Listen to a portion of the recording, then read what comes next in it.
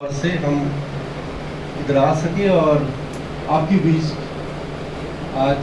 आज के कलाम और हमारे मिनिस्ट्री जो लेप्रेसी मिशन का मिनिस्ट्री आप लोगों के बीच में शेयर कर सकें। ये पहली बार है कि इस कलीसिया में, इस चर्च में हम आए और पहले और कुछ साल पहले भी हमारा ब्रदर आए थे सैमुअल पॉल करके, जो कोरोना से पहले मतलब कुछ साल पहले आए थे और आपके बीच में हमारे मिनिस्ट्री शेयर किया था।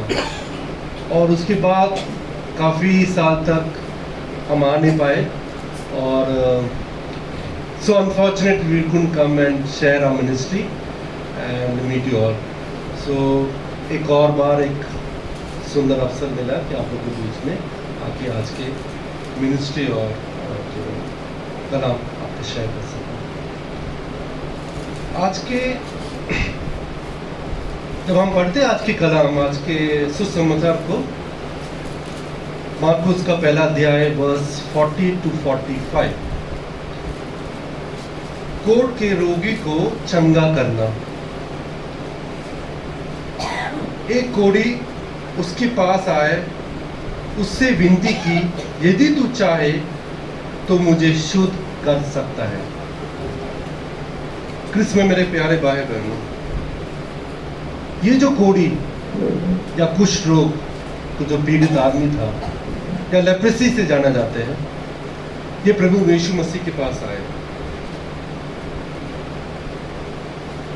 सोचने की बात है कि एक कोढ़ में या कोढ़ से पीड़ित आदमी, कुष्ठ रोग से पीड़ित आदमी प्रभु यीशु मसीह के पास क्यों आया। वो ये दिन था, उन दिनों की बात है, जब कोई कोढ़ी इस बीमारी से जगड़ में आते हैं तो पहली बार जो उनके परिवार है, जो उनके समुदाय है, उनको बहिष्कार किया जाता है।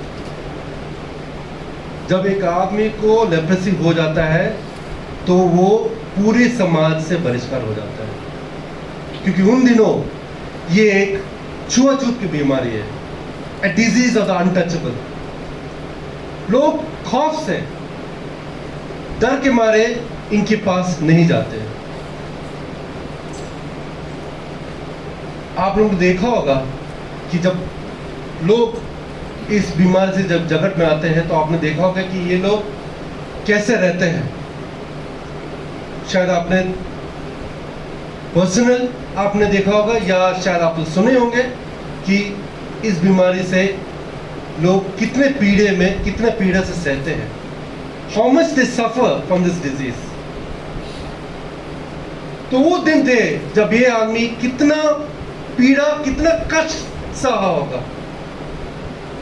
इस बीमारी ने उनकी लाइफ छीन लिया, उनकी परिवार छीन लिया होगा, समाज से दूर कोई नहीं है इनके पास।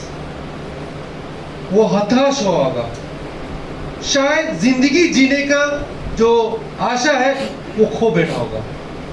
He would have lost the hope to live, all because of this disease। सिर्फ इस बीमारी की वजह से जीने की आशा उन्होंने छोड़ दिया होगा। हताश, और लोग कैसे इन किस नजर से देखते होंगे, पास नहीं आने देते हैं। उन दिनों का जो यहूदी घर है, जो ये एक जो समाज के जो यहूदी घर थे, इनके जो रिलीजियस प्लेस है, वो नहीं जा सके।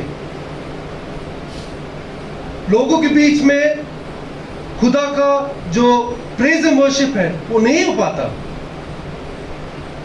हर जगह जहां कम्युनिटी इकलात होता है, जो ज्वाइन करता है, जहां कम्युनिटी आते हैं, वहां नहीं जा सकता। कम्युनिटी से दूर, परिवार से दूर, दूर दराज एरिया में इनको रहना पड़ता है। तो जब उन्होंने सुना होगा है कोई जो हमें चंगा कर सकता है, जो हमें ठीक कर सकता है, हमें मुक्ति दे सकता है इस बीमारी से, वो सिर्फ प्रभु यीशु मसीह है। Hallelujah, praise the Lord.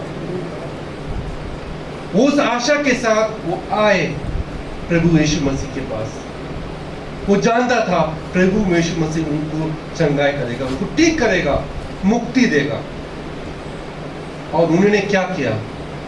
उससे विनती की और उसके सामने घुटने टेकर उससे कहा, यदि तू चाहे तो मुझे शुद्ध कर सकता है, यदि तू चाहे तो मुझे शुद्ध कर सकता है।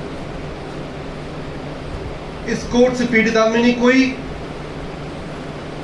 आदेश नहीं दिया था प्रभु यीशु मसीह को, बल्कि विनती की, घुटने टेकर विनती की। He pleaded his mercy, है खुदा मुझे ठीक कर दे, अगर तू चाहे तो मुझे ठीक कर सकता है। क्योंकि वो आशा के साथ आया था और वो जानता था वो ठीक होकर ही जाएगा, प्रभु यीशु मसीह उनको ठीक करेगा। और आगे पढ़ेंगे, उसने उस पर तरस खाकर हाथ बढ़ाया और उसे छूकर कहा, मैं चाहता हूं तू शुद्ध हो जा। ये एक चमत्कार है, तो शायद उन दिनों किसी ने देखा नहीं होगा, क्योंकि प्रभु यीशु मसीह अपने हाथ बढ़ाकर, तरस खाकर हाथ बढ़ाकर और उसे छुआ। इस कोर्ट आदमी को उन्होंने छुआ, he touched him। ये चमत्कार है। This is a wonderful miracle जो कभी शायद हुआ नहीं होगा उन दिनों। उन दिनों जब किसी को कोढ़ लगता है तो याजक घोषित करना पड़ता है कि उसे कोढ़ है, उसे लेप्रेसी है, उसे कुष्ठ रोग है। जब याजक घोषित करता है, उसके बाद जो उन दिनों को जो रूल्स रेगुलेशंस है, जो नियम है, वो नियम के अनुसार उनको पालन करना पड़ता है। और यहां पे प्रभु यीशु मसीह ने उनको छुआ। उन दिनों के जितना नियम थे, जितने तौर तरीके थे, सब तौर तरीके, जो जगत, जो चेन्स है, जो जंजीर है, प्रभु यीशु मसीह ने वो जंजीर तोड़ दिया सिर्फ छूने से। और छूने से हुआ क्या? उसके बाद छूने से तो क्या हुआ? और तुरंत उसका कोढ़ जाता रहा, और तुरंत उसका कोढ़ जाता रहा। उस छूने से जब प्रभु यीशु मसीह के हाथ उनके पे आया, छुआ, तो उनका कोढ़ चला गया। ये कितना अद्भुत सत्य है। हमारी लाइफ में, हमारे जीवन में जब प्रभु यीशु मसीह हमारे दिलों को छूता है, ना जाने कितना कष्ट हमारी जिंदगी में हो, पर प्रभु यीशु मसीह का हाथ जब हमें छूता है, when he touches our heart, तो फिर हमारा लाइफ कैसे ट्रांसफॉर्म हो जाता है, कितना बदलता है। A life changes, जीवन बदल जाता है। हमें वो ताकत मिलती है, एक करेज मिलती है। हमारी अपनी जो प्रॉब्लम्स है, जो दुख है, उसको झेलने का ताकत प्रभु यीशु मसीह से मिलता है, सिर्फ छूने से। और यही ताकत इस आदमी को मिला जब प्रभु यीशु मसीह का हाथ उन पर पड़ा। वो बरकत मिला तो शायद उन्हें कभी न मिले। आज वो बरकत मिला जिससे उनको वो चंगाई मिला, अपनी डिजीज, अपनी रोग से मुक्ति पाने का, और वो करेज मिला दुनिया को झेलने का, टू फेस द वर्ल्ड। और अब वो इतना खुश था, अब वो एक नॉर्मल सा जिंदगी जी सकता है, जो इतनी सालों से या इतनी टाइम से वो जी नहीं पा रहा था।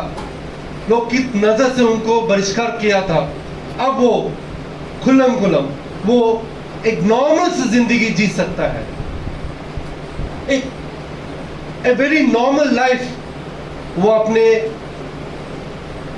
प्रेज एंड वर्शिप जो घर है उनके वो जा सकते हैं और लोगों के बीच में रह सकते हैं, एक नॉर्मल सी जिंदगी जी सकते हैं, एक डिग्निफाइड लाइफ। अब तक वो अनवांटेड थे, लोग नहीं चाहते थे कि उनके बीच में ये रहे। अब वो जाके रह सकता है, लोगों के बीच में उठ बैठ सकता है, कम्युनिकेट कर सकता है। He can be a normal man, a normal life he can have. और प्रभु यीशु मसीह जी वो चंगाई थी। He had his blessings. He gave his blessings to this man. और वो चंगाई हो गया। और आगे पढ़ते हैं, तब उसने उसे चिताकर तुरंत विदा किया और उससे कहा, देख, किसी से कुछ मत कहना, परंतु जाकर अपने आप को याजक को दिखा और अपने शुद्ध होने का विषय में जो कुछ मूसा ने ठहरा है उसे भेंट चढ़ाकर उन पर गवाही हो। प्रभु यीशु मसीह चाहता था कि जब ये चंगा हो जाता है तो वो याजक के पास दिखा, और याजक जो है, जो उन दिनों का डॉक्टर है, वो घोषित करेगा कि ये लेप्रेसी से मुक्ति पा गया। He is free from leprosy. और जो उन दिनों का रूल्स एंड रेगुलेशन है जो मूसा ने ठहराया है वो सब पालन करेंगे। प्रभु यीशु मसीह ये चाहता था कि वो सब करे, तभी जो लोग हैं, जो समुदाय है, उनको अपनाएंगे। अगर याजक के पास जाके अगर याजक घोषित नहीं करते तभी भी लोग उनको नहीं अपनाएंगे। तो लोगों का रजामंदी के लिए या कम्युनिटी का रजामंदी के लिए, वैलिडेशन के लिए उनको याजक के पास जाना जरूरी है, और याजक जो घोषित करेंगे कि उनका स्थिति क्या है, उसके बाद वो लोगों के बीच में रह सकता है। एक अथॉरिटी है याजक, और याजक घोषित करेगा और एक नॉर्मल सा जिंदगी वो बिता सकता है। पर ये जो व्यक्ति है वो इतना प्रसन्न हो गया था, इतना खुश हो गया था, उनसे संभाल नहीं पाया वो अपनी खुशी को कैसे बयान करे। वो इतना खुश होकर वो खुल्लम खुला आके बाहर आके कहने लगे कि प्रभु यीशु मसीह ने हमको चंगा किया। इन्होंने प्रभु यीशु मसीह का डिसोबे या he did not listen to what he said। और खुल्लम आके वो जब प्रचार करने लगे तो प्रभु यीशु मसीह को वहां से निकलना पड़ा। तो जानते कि लोग उनके आपके पास आएंगे, जो जितना अनेक लोग हैं, जितने लोग हैं जो अलग अलग बीमारी के साथ वो आके शायद प्रभु यीशु मसीह के पास आके उनको चंगा होने के लिए वो शायद वो उत्सुकता दिखाएंगे और उनको वहां से निकलना पड़ा। तो उन दिनों जब लोग के अंदर यह खौफ था लेप्रेसी के प्रति, कुछ रोग के प्रति, क्या आज भी क्या ये डिजीज या ये रोग हमारे बीच में है? बेशक है, बेशक आज भी ये एक अदृश्य, एक इनविजिबल डिजीज है जो लोगों को इसको जगड़ में आते हैं, जो लोग इसके जगड़ में आते हैं। People get affected by leprosy. और आज भी वो स्टिग्मा है, कितना डिस्क्रिमिनेशन है। आज भी लोग इनको अपने पास मेल मिलाप नहीं करते, कम्युनिकेट नहीं करते, दूर रखते हैं, पास जाने का कतराते हैं, डरते हैं। फिर भी ऐसे भी लोग हैं जो इनके पास जाते हैं, बात करते हैं, छूते हैं, गले मिलाते हैं और उनके साथ मेल मिलाप करते हैं। और इनके जो लोग हैं जो इससे पीड़ित होते हैं, कई गरीब होते हैं, और गरीबी की एक तो गरीबी, उसके ऊपर से ये बीमारी जब लगते हैं तो सही में ये लोग परिवार और समुदाय से बहिष्कार हो जाते हैं, हो जाती है, और इनके कोई नहीं रहता। तो क्या हमारा ड्यूटी बनता है? जब हम बोलते हैं हमारा, मतलब कौन हमारा? हम क्रिश्चियन लोग, वी चिल्ड्रन ऑफ गॉड। क्या हमारे फर्ज नहीं बनता इन लोगों को हेल्प करना, इनके बीच में इनसे बात करना, इनसे मेल मिलाप करना? क्या हमारा ड्यूटी नहीं बनता? हमारा एक duty by the call of God, इनके पास जाके इनके साथ कम्युनिकेट करना, to make them feel wanted, उनको एहसास दिला दे कि वो लोग अनवांटेड नहीं बट वांटेड है, एक डिग्निफाइड लाइफ देना। बरसों पहले एक आदमी, एक युवक by the name of Wellesley Cosby Bailey, ये आयरिशमैन था, आयरलैंड के निवासी था। ये बात था 1874, almost 150 years back, exactly 150 years back. ये युवक ने भारतवर्ष में आए थे, इंडिया आए थे अपने किस्मत को आजमाने के लिए। वो अपना धन जुटाने के लिए, अमीर होने के लिए वो आए थे, आयरलैंड छोड़ के इधर इंडिया आए थे। और उनको उनसे मुलाकात हो गई एक अमेरिकन प्रेस्बिटेरियन मिशन के डॉक्टर मोसेस।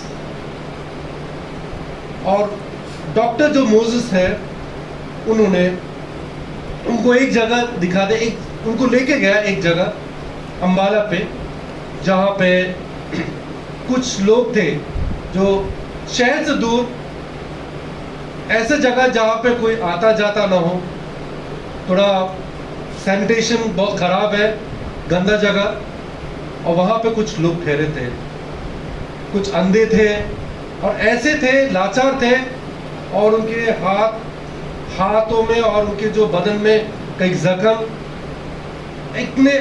एकदम दर्दनीय सिचुएशन में रहते थे वो। और ये देख के उनको तरस आया, उनको ये नहीं पता था कि वो लोग कौन थे। तो डॉक्टर मोसेस ने कहा था कि ये लोग लेप्रेसी से पीड़ित थे। तो उन्होंने जाना कि लेप्रेसी से लोग ऐसे जीते भी हैं। अभी तक वेलेस्ली ने सिर्फ बाइबल से द्वारा, कलाम से द्वारा उन्होंने पढ़ा कि लेप्रेसी क्या होता है, कुष्ठ रोग क्या होता है, पर आज उन्होंने अपने आंखों से देखा कि लेप्रेसी होती क्या है, ये लोग कैसे रहते हैं, किस हालात में रहते हैं, उनका कोई नहीं है। उन्होंने तो परिवार छोड़ी है, पूरी समुदाय ने उनको बहिष्कार किया एक ऐसे जगह पे जहाँ पे कोई किसी तरह का सैनिटेशन नहीं है, एक गंदा सा जगह, it's in a bad state, a very bad state. उनकी लाइफ, खाना पीना, कैसे रहते हैं, किसी को परवाह नहीं। और ऐसे जगह पे ये डॉक्टर गया था, उनको सेवा कर रहा था, उस सेवकाई में लगा था, और इन्होंने इनको भी लेके गया। तभी वेलेस्ली ने ये ठान लिया कि अगर मेरे जीवन का लक्ष्य हो, एक लक्ष्य था उनका, एक जिंदगी जीने के लिए, पैसा कमाने के लिए, अब वो सब छोड़ के अगर जिंदगी में लक्ष्य है तो सिर्फ इनकी सेवा करने लगता है। ये लोग जिसका कोई नहीं हो, जिसका कोई ना हो, मैं सेविकाएं करूंगा इनके लिए। अब सेविकाएं में धन तो चाहिए, बिना धन का तो सेविकाएं नहीं होता। तो उन्होंने वापस चला गया अपने आयरलैंड पर, जहां के तमाम चर्चेस में वो गए और अपने टेस्टिमनी दी। वो ये कहने लगे कि हमने देखा, आंखों देखे, मैंने कैसे इंडिया में मैंने खुद देखा कि कैसे लोग जो लेप्रेसी से पीड़ित है वो किस हाल में रहते हैं, और उनके लिए कुछ नहीं हो रहा था। They are suffering very badly, कितना पीड़ा सह रहा था, और हमें कुछ करना है इन लोगों के लिए। वो अपने टेस्टिमनी से द्वारा उन्होंने फंड्स हर जगह जहां जहां वो चर्चेस गए वहां के उन्होंने फंड्स इकट्ठा किए। ही कलेक्टेड मनी, और सिर्फ 20 पाउंड से वो आए और पहला एसाइलम क्रिएट किया, लेप्रेसी एसाइलम। उन दोनों कहता है लेप्रेसी एसाइलम।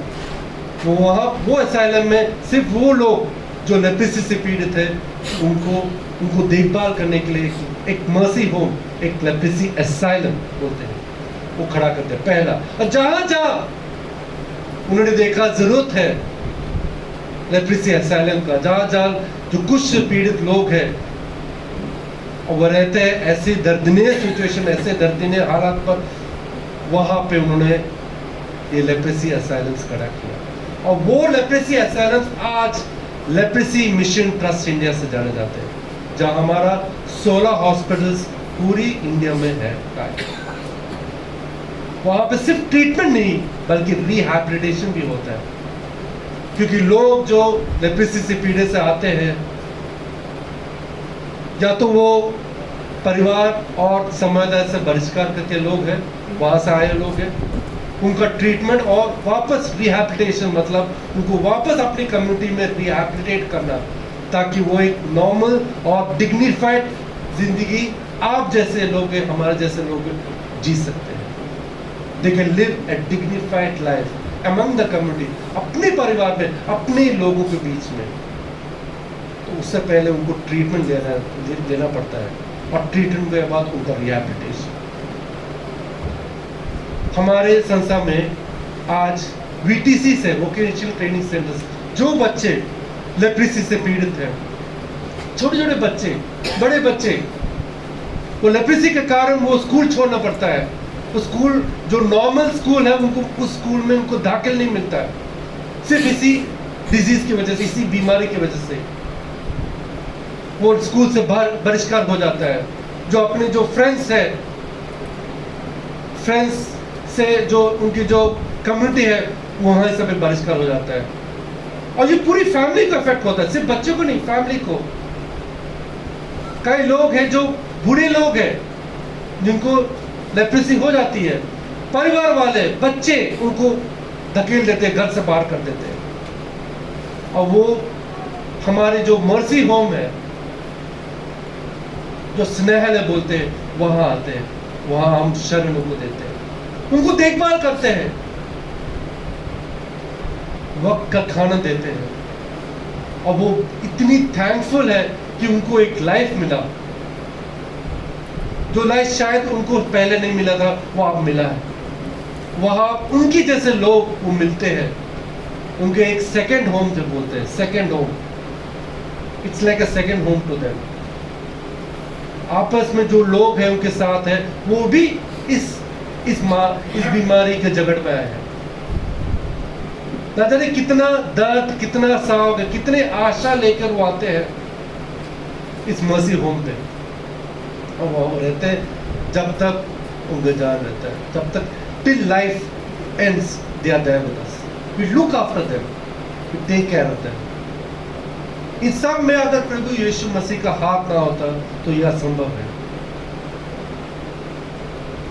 आज हम लेप्रेसी मिशन में ये मानते हैं कि अगर कलीसिया का दुआ ना होता, प्रयास ना होता, सपोर्ट ना होता, तो शायद ये लेप्रेसी मिशन 150 इयर्स इस साल हम मना रहे हैं, 150 years of not just our existence but our service towards the leprosy affected. ये एक इंस्टीट्यूशन नहीं है लेप्रेसी मिशन, बट एक fellowship of people, fellowship of people, और ऐसे लोग जो लेप्रेसी से पीड़ित लोगों की सेवा करने लगे। और ये 150 इयर्स से चला आ रहा है।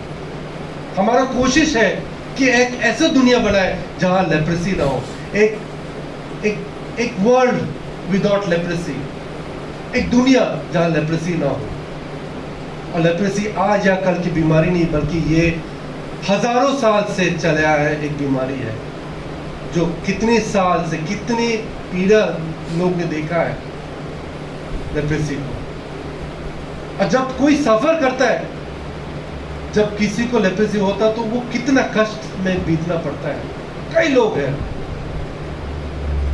एक एक का जो एक्सपीरियंस है। तो यहाँ बात स्टैटिस्टिक्स का नहीं है कि हर साल कितना नया लेप्रेसी पेशेंट्स होता है, कितने लोग को लेप्रेसी होता है, पर ये एक ट्रांसफॉर्मेशन है। हर एक आदमी का जिंदगी है जो ट्रांसफॉर्म होता है।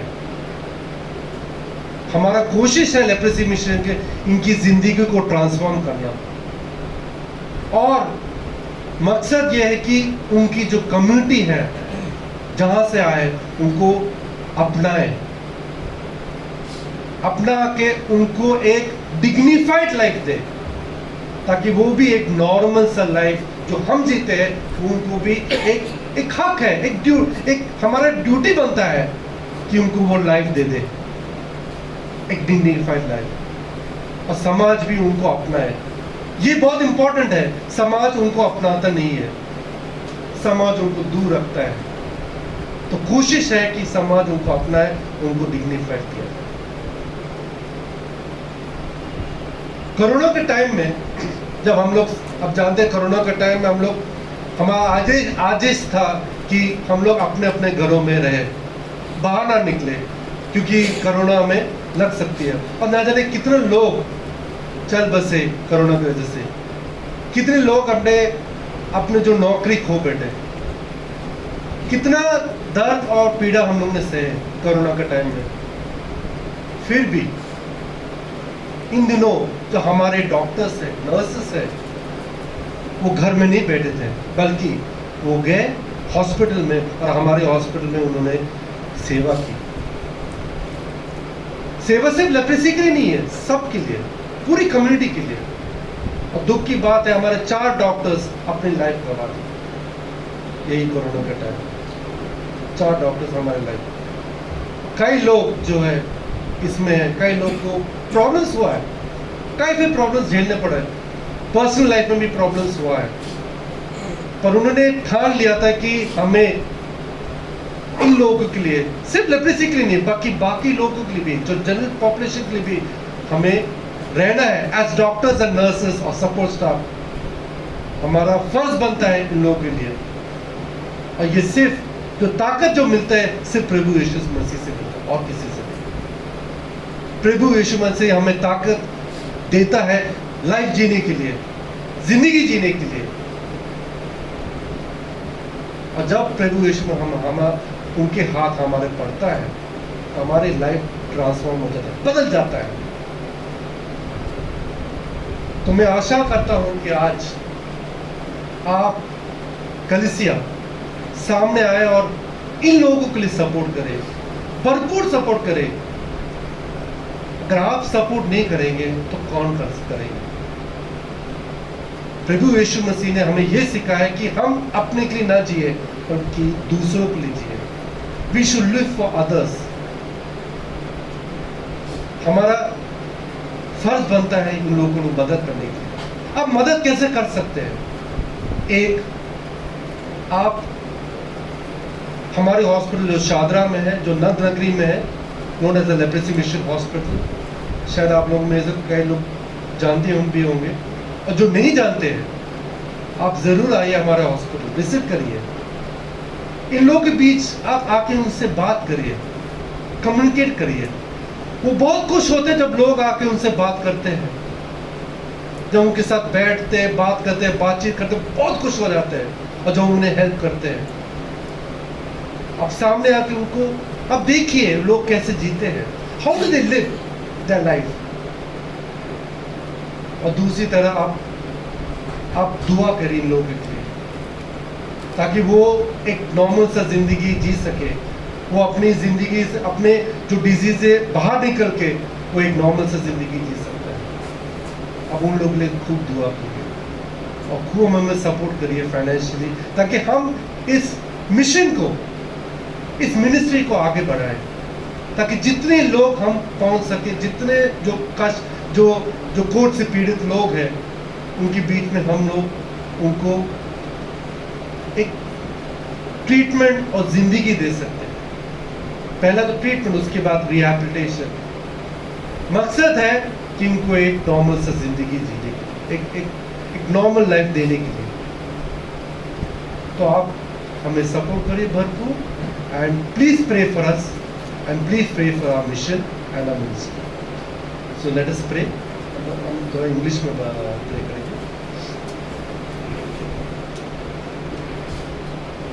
Holy, holy Lord, God of power of might, Lord Heavenly Father, you have given yet another beautiful day in our life, Lord. Lord, we praise and worship you, and we glorify your name. In these days of trials and tribulations, Lord, lead us not into temptation, Lord. Lord, help us to meditate upon the word that you have given us. You have set the path for us, the path that you have set for us to glorify your name, Lord.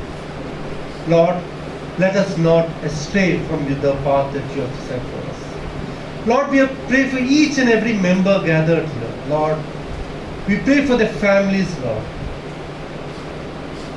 Lord, bless them abundantly in their life. Lord, give them the grace in whatever they do, Lord. Be with them, Lord. Bless them, Lord. Your grace should be upon them, Lord. We seek your mercy, Lord. You are our guiding source of light, Lord. In you we trust. In God we trust, Lord. This we ask in Jesus' name. Amen. Thank you and God bless you. Thank you, sir.